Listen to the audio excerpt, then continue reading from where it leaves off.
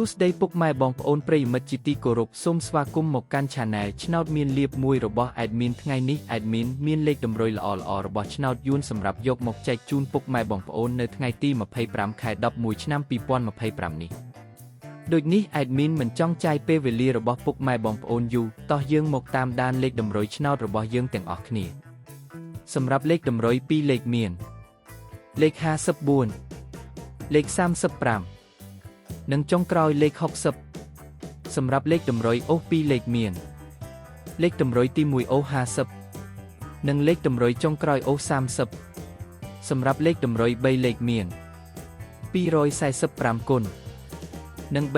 356គុណសម្រាប់លេខតម្រុយថ្ងៃនេះ Admin សូមជូនពរឲ្យពុកម៉ែបងប្អូននិងប្រិយមិត្តទាំងឡាយជួបតែសំណាងល្អទាំងអស់គ្នាហេងមានលាភមានជ័យជាចុងក្រោយសូមកុំភ្លេចជួយចុច Subscribe និង Comment ហើយដាក់សញ្ញារូបកណ្ដឹងដើម្បីជាការផ្ដល់កម្លាំងចិត្តមកកាន់ Admin ជាពិសេសងាយស្រួលតាមដានវីដេអូថ្មីៗនិងលេខតម្រុយល្អៗជាប្រចាំថ្ងៃជាមួយ Admin សូមគោរពលាពុកម៉ែបងប្អូនពី Admin ឆ្នោតមានលាភមួយសូមសំណាងល្អទាំងអស់គ្នាសូមអរគុណ